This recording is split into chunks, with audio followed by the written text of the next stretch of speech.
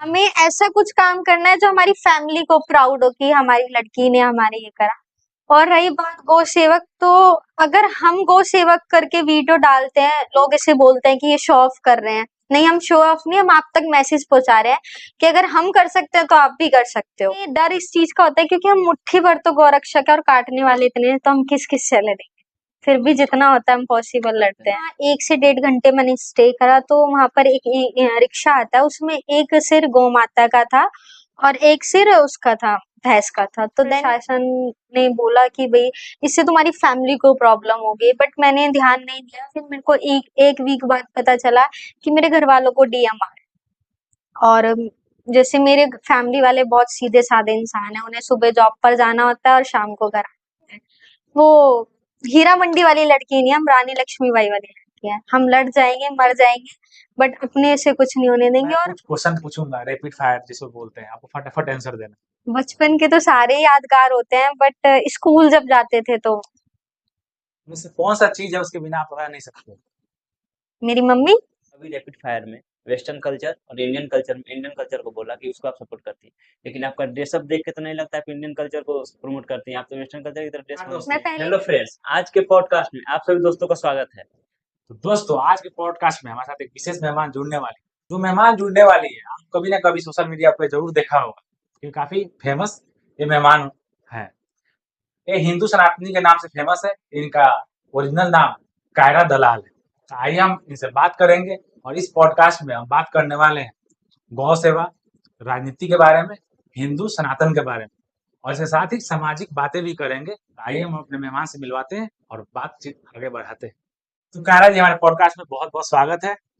सबसे पहले आपको जय श्री राम। जय श्री राम। जय श्री राम मेरी तरफ से भी। तो कैसी हैं आप? बढ़िया, आप बताइए। हम लोग भी बढ़िया हैं। तो कैसी चल रही है आपकी लाइफ? अच्छी चल रही है। खुश है अपने लाइफ से? हाँ, और अभी इतना नहीं जितना होना चाहिए, क्यों?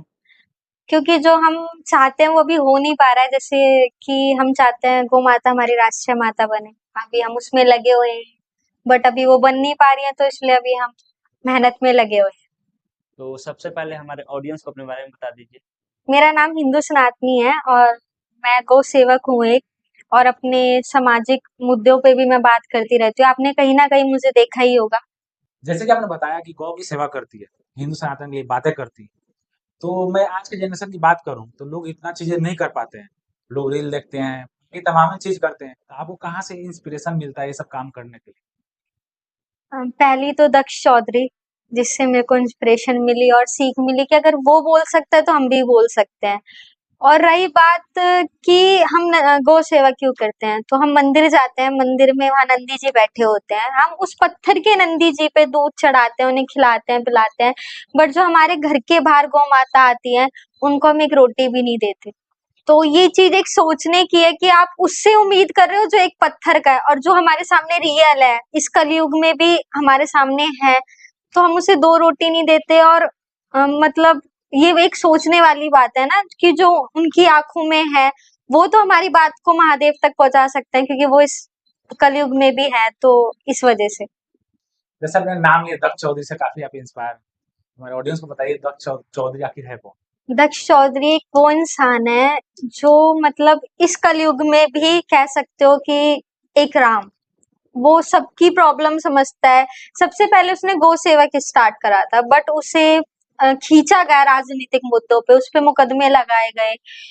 और वो जो सेवा करता है शायद ही कोई कर सकता है, तो उसकी वीडियो अगर आप देखोगे दक्ष चौधरी की तो आपको मिल जाएगी।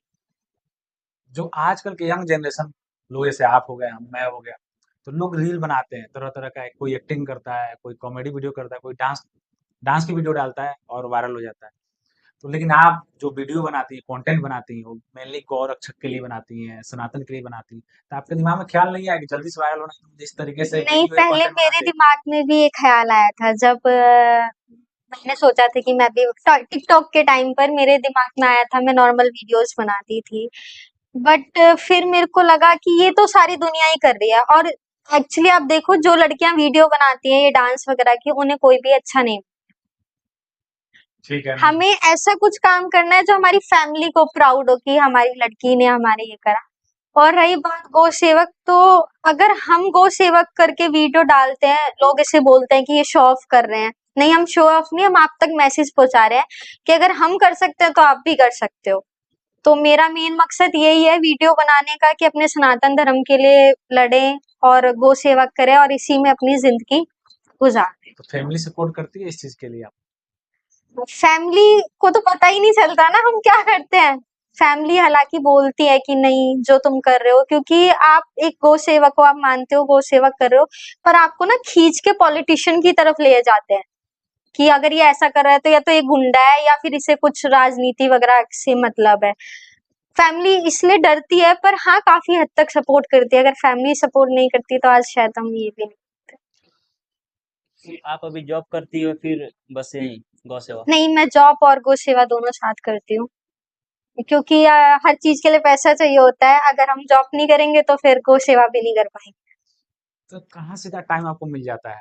बाकी लोगों में देखता हूँ जॉब करने में इतने थक जाते हैं, मंडे टू फ्राइडे का जॉब होता है उसमें इतना थक जाता है, टाइम ही नहीं मिल पाता। इवन घर वालों से बात करने के लिए टाइम नहीं मिलता। तो इतना सारा चीज कैसे मैनेज करती है, मेंटेन करती एक लगन होनी चाहिए करने के लिए। आप सुबह का मेरा डेली का रूटीन यही है कि सुबह 5 बजे उठना है, उठ के अपना जिम जाना आना है। फिर उस जो 5-7 बजे मैं आ जाती हूँ, उसके बीच में अपना 9, साढ़े 9, 10 बजे तक गौशाला में जाके जो भी हमें खाना होता है वो। फिर 11 बजे से मेरा जॉब होता है, मैं 7 बजे आ जाती हूँ। 7 बजे के बाद वही खाना बनाना, वही करना नॉर्मल। बस ये है कि टाइम हमें निकालना पड़ता है। टाइम किसी के लिए कभी मिलता नहीं है, तो वो मैनेज तो करना ही है ना, क्योंकि अगर पैसे नहीं कमाएंगे तो वही बात है, गौ सेवा भी नहीं कर पाएंगे। तो ये मैं जॉब करती हूँ पर अपने लिए नहीं, गौ माता के लिए।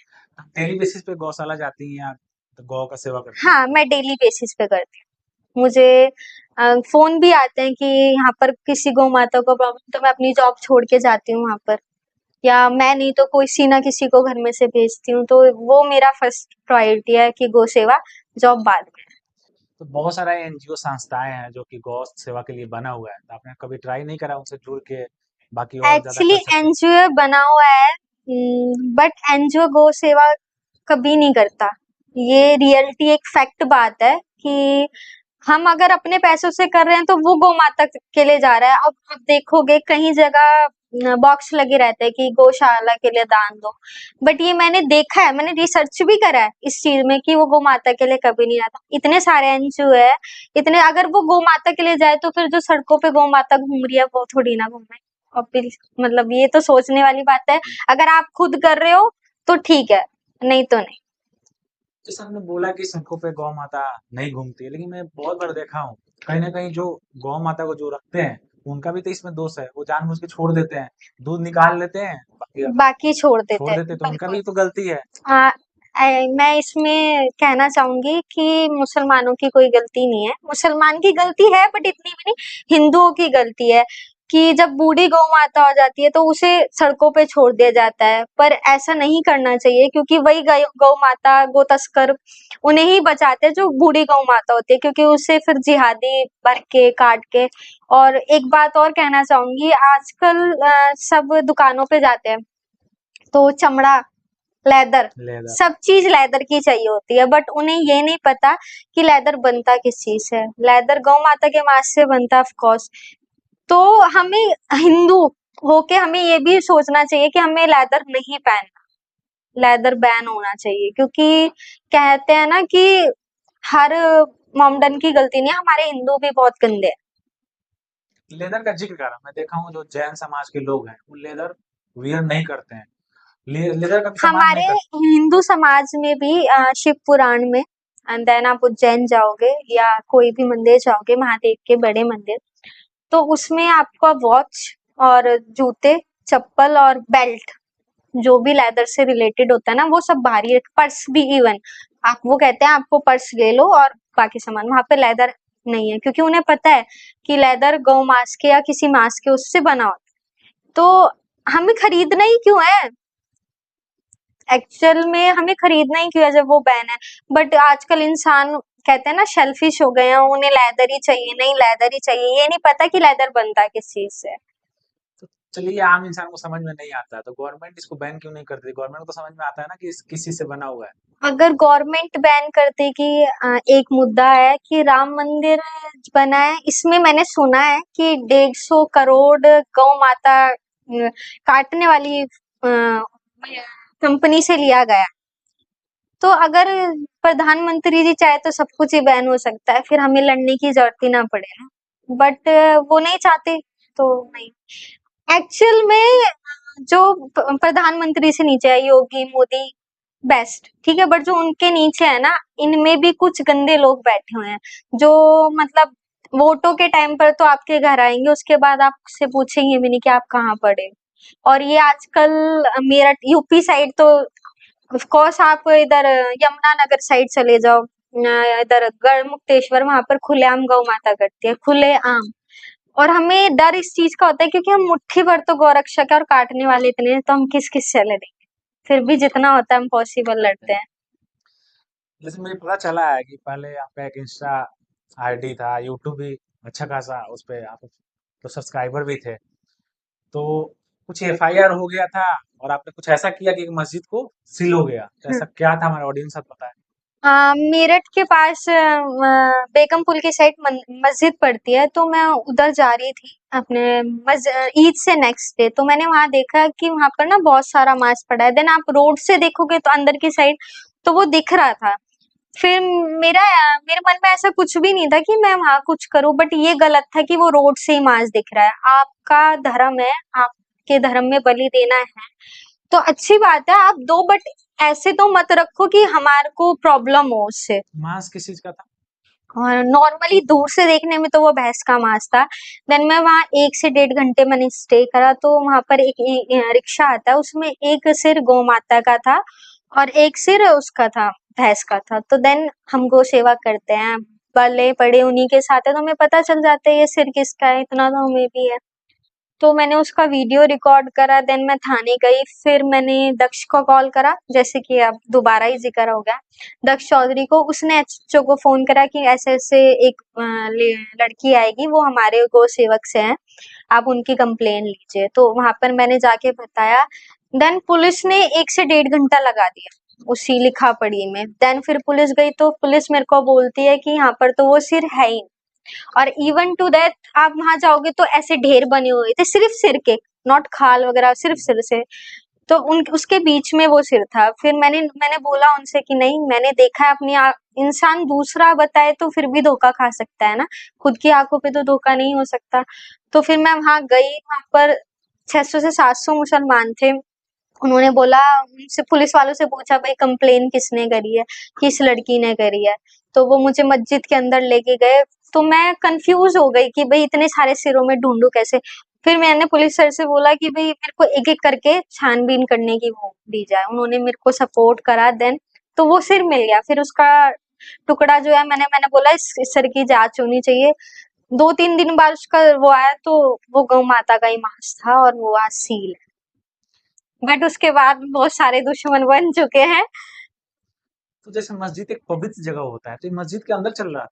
हाँ, मस्जिद के अंदर, क्या मस्जिद के अंदर ही दिया जाता जैसे आपने सिर को बहुत सारा सिर देखा, कटा हुआ सिर था, तो आपको एक होता है ना कि कटा हुआ सिर हम लोग भी देख लेते हैं तो ऐसा लगता है भाई ऐसे बहुत चक्कर सारे सा लोग आने चक्कर लगता सा है। आने लगता है, तो आप देख कर डरी नहीं? इतने सारे सिर थे। है। मुझे इवन स्मेल चढ़ रही थी, मुझे बदबू आती है, मैं वेजिटेरियन हूँ, मैं मांस मच्छी नहीं खाती हूँ। बट अगर उस टाइम मैं अगर ये देखती नहीं छी, तो मैं अपनी माता के लिए कैसे लड़ पाती। तो वो एक था। और इवन टू दैट मैंने कॉल करा है दक्ष को, अगर वहां पर सबूत नहीं मिलता तो फिर मैं झूठी होती, या वो आगे से शायद मेरी बात पे विश्वास भी नहीं करता। तो एक वो था कि नहीं, करना है और करके दिखाना है, तो बस वही था। चलिए, लोगों ने सपोर्ट तो बहुत अच्छा करा। तो फिर वो यूट्यूब कैसे बैन हो गया आपका? इंस्टा कैसे बैन बैन हुआ? हाँ, मैंने जैसे को बताया कि मैं वीडियो अपने धर्म के लिए बनाती हूँ, जो अलग धर्म है वो इस चीज को पसंद नहीं करते। रिपोर्ट्स तो ऑलरेडी बहुत आती थी, बट उस टाइम जैसे मेरा वायरल फेस हुआ था, ये न्यूज में भी आई थी, मेरठ के न्यूज में भी आई थी कि ऐसे-ऐसे लड़की ने, तो सब मोस्टली आईडी पता चल गई थी, तो पुलिस प्रशासन ने बोला कि भई इससे तुम्हारी फैमिली को प्रॉब्लम होगी, बट मैंने ध्यान नहीं दिया। फिर मेरे को एक वीक बाद पता चला कि मेरे घरवालों को डीएम आ रहा है। और जैसे मेरे फैमिली वाले बहुत सीधे-साधे इंसान हैं, उन्हें सुबह जॉब पर जाना होता है और शाम को घर आते हैं। तो इस वजह से मैंने वो आईडी बैन करी, और मैंने नहीं, पुलिस प्रशासन ने खुद ही उसे डीएक्टिवेट मार दी। तो जैसे आप बता रहे हैं कि मुझे डेली आना-जाना होता है, तो जब आप ऐसे मस्जिद में वो काम हुआ, सिर मिला, मस्जिद सील भी हो गई, तो बहुत सारे दुश्मन भी मिल गए होंगे, तो आपको डेली जाने-आने में डर नहीं लगता यार? उस टाइम का क्या माहौल था? डर बहुत लगता था, मैं कपड़ा बांध के मुँह पे जाती थी, बट मेरे फैमिली में एक सपोर्टर ऐसा है मेरा, जो मेरे को बोलता है तू जा, अगर तेरे को कुछ हो गया तो हम कुछ भी कर देंगे। और खुद में भी होता है कि हम वो हीरा मंडी वाली लड़की नहीं, हम रानी लक्ष्मीबाई वाली लड़की हैं। हम लड़ जाएंगे, मर जाएंगे, बट अपने से कुछ नहीं होने देंगे, और ये होगा आगे आगे। हमारे जैसे अगर 100 लड़कियां, तो 100 लड़कियों के साथ ऐसा होगा, और अगर एक लड़की गलत है ना, तो उसके साथ कुछ नहीं होगा, क्योंकि वो तो सपोर्ट कर रही है ना अगले तरफ को। तो वही बात है कि अगर करना है तो फिर डरना क्या। तो कहने का मतलब उसके बाद कोई प्रॉब्लम नहीं हुआ आपके फैमिली पे या आप पे? आईडी बंद हो गई तो प्रॉब्लम खत्म हो गया ना। आईडी बंद हो गई तो डीएम्स बंद हो गया। हाँ, रास्ते में 1-2 बार मेरे को ऐसा लगा मुझे कोई फॉलो कर रहा है, बट मैं चलती रही, फिर मैंने रास्ता चेंज कर दिया। बस वही हुआ। मुझसे मैं कुछ क्वेश्चन पूछूंगा, रैपिड फायर जिसको बोलते हैं, आपको फटाफट आंसर देना। आपका फेवरेट धार्मिक जगह, 5 ऐसी जगह जहाँ आप जाना चाहती हैं। फ्यूचर में जाना चाहती हो? केदारनाथ, बद्रीनाथ, उज्जैन का राम मंदिर और वैष्णो देवी। किताबें पढ़ना या फिल्म देखना, कौन सा ज्यादा सबसे ज्यादा किताबें पसंद? पढ़ना। बचपन की सबसे यादगार लम्हे? बचपन के तो सारे ही यादगार होते हैं, बट स्कूल जब जाते थे तो में से कौन सा चीज है उसके बिना आप रह नहीं सकते? मेरी मम्मी। एक ऐसा सपना जो आप फ्यूचर में पूरा करना चाहते हो? अपनी गौ माता को राष्ट्रीय माता घोषित करो। कौन सी राजनीतिक पार्टी को आप सपोर्ट करते हो? बीजेपी। वेस्टर्न कल्चर या इंडियन कल्चर, कौन इंडियन पसंद? कल्चर। शंकर भगवान के 5 अलग अलग नाम। भोलेनाथ, महाकाल, नागेश्वर, भुवनेश्वर और ना ये रुद्र। आपने अभी रैपिड फायर में वेस्टर्न कल्चर और इंडियन कल्चर को बोला कि उसको आप सपोर्ट करती हैं, लेकिन आपका ड्रेसअप देख के तो नहीं लगता आप इंडियन कल्चर को प्रमोट करती हैं, आप तो वेस्टर्न कल्चर की तरफ ड्रेस पहनती मैं हैं। पहले करती थी।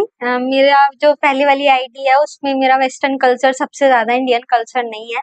बट जब से मैं इस लाइन में आई हूँ, गौ सेवक और हिंदू सनातन, तो तब से मैं इंडियन कल्चर को सपोर्ट करती हूँ। ऐसा कह सकते हैं कि उस टाइम बुद्धि नहीं थी। हम तब हम यही समझते थे हिंदू मुस्लिम भाई भाई, पर कभी गौ माता को खाने वाला और गौ माता की सेवा करने वाला कभी भाई नहीं हो सकता। तो आप ऐसे ही समझ सकते हो कि इंडियन कल्चर में सनातन को जैसे देखा जाता है कि वो पूरा बॉडी ढक के कपड़ा पहनता है, जैसे आप सूट पहनी हो, लेकिन आपको व्हाट्सएप पे मैंने डीपी देखा है, फिर इंस्टा पे आपने स्टोरी लगाया है, तो आप तो ऐसा नहीं लग रही हो। वो मेरी पहले की लाइफ है। तो अब पहले की लाइफ और अब की लाइफ को तो मैं कंपेयर ही नहीं कर सकती थी। पहले तो मैं बहुत चीजें करती थी जो मैं अब नहीं करती। आज भी तो आपका डीपी वहीं लगा होगा। तो वो तो मेरा पहले का है ना, तो वही। तो अभी तो जैसे आप सनातन को हाँ, प्रमोट कर रही हो, तभी तो डीपी आप चेंज कर सकती थी। ये कभी माइंड में आया नहीं, तो अब जरूर करेंगे। तो सनातन की सबसे अच्छी बात क्या लगती है?